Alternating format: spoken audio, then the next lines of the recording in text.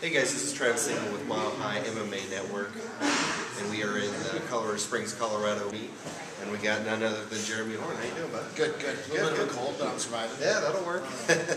So obviously you had a seminar this morning on Saturday morning. Tell me about what are some of the things you like to show the students and some of the guys that come in and already have some experience, but what's some of the added things you like to teach them? Well, I personally think that defense needs to be a big part of what you cover. So I mean, I go over a lot of like defending when somebody's on your back. To me, that's an invaluable skill. You know, you can do pretty much whatever you want if you know that the worst that can happen is the guy takes you back. You know, you're able, as far as position goes, you know, then you're able to defend that and escape. So it really opens up your options. So I think that's a big part of what a lot of people miss. Yeah. Now, 115 fights as it is right now. You haven't fought since November of last year. Is there any talks about you possibly fighting coming up here soon? Yeah, yeah. I'm fighting to show up in Nova Scotia at the end of April in Roger Hall. So I'm staying a little bit busy. I don't fight as often as I used to. I get a little bit busier running the gym and training other guys, but I still fight here and there. Yeah. Now, some of the UFC fans might know Jeremy not only as the former #1 contender against Chuck Liddell back in the day, but you also are a good mentor with Matt Hughes as well as Rich Franklin. Matt Hughes, of course, kind of announced his retirement UFC 135 in Denver just last year. Can you tell me a little bit about if you think Matt will retire, or do you think he just has to spend a little bit of time with his family and then go from there? I think he'll fight again. You know, Matt's a competitor, and I think the biggest thing that he's running into now is he's got a lot of other interests. You know, when you're young and aggressive, all you want to do is fight and win, and he's done that a lot. So now he's a little older, he's got a family, you know, he's got a lot of other interests, a lot of other hobbies. Yeah, so I don't think it's a matter of him being too old to fight. I think maybe he's just got too many interests. But fighting is still one of them, so I think he'll fight again. Yeah. Well, and what did you think of his performance? Obviously, he was supposed to face Diego Sanchez. Josh Koscheck ended up coming in and fighting him. Do you think, you know, speaking of from your experience of 115 fights, is that a problem when you got some guy, especially former #1 contender Josh Koscheck, coming in a couple weeks notice? Well, yeah. I mean, honestly, that was a big change. You know, I mean, Diego's a lefty that's got a pretty definable style. You know, I mean, he's aggressive. His stand-up is it's not real polished, but it's dangerous. He swings hard. You know, his ground game is real fast-paced, but his wrestling is not, you know, his biggest strength.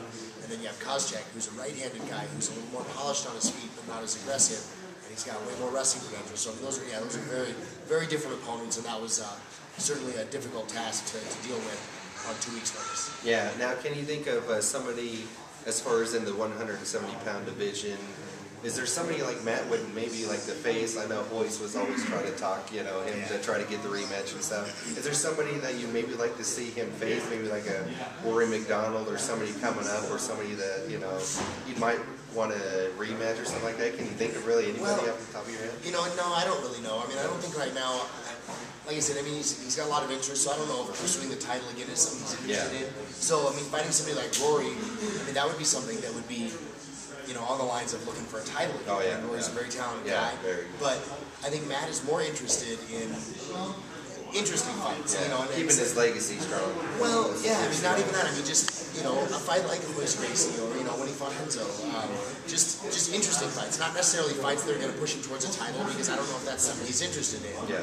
I think he just, you know, just wants to do wants to do a couple of interesting fights that might make the fans say, ooh, wow, I want to see that one. Yeah.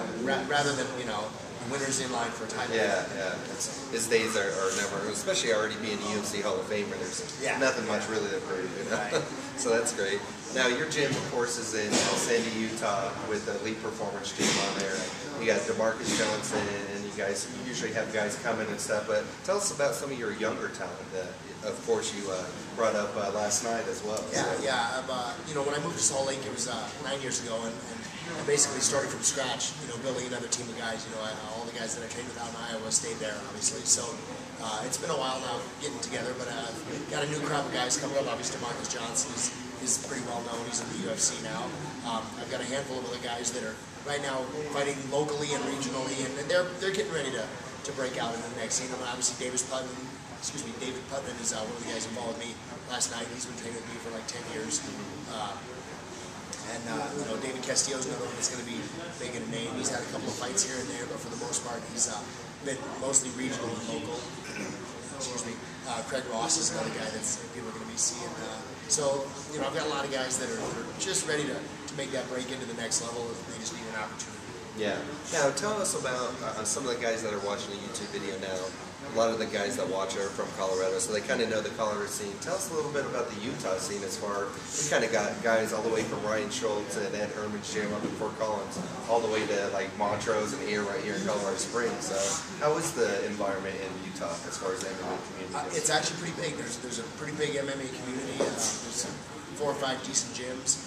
A lot of competitors, a lot of interest in it. So yeah, it's kind of underground because there's not a whole lot of like real high-profile national level fighters coming out of there.